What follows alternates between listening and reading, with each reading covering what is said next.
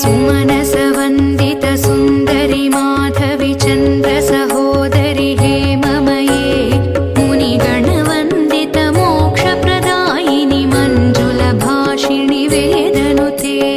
पङ्कजवा